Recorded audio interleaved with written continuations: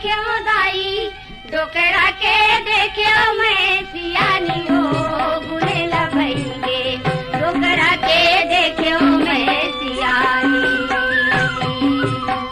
बुढ़वा के देख्यो दाई बुढ़वा के देख्यो मैं सियानी हो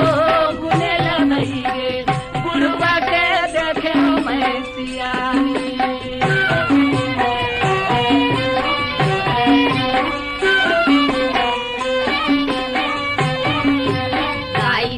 पैसा के लोभी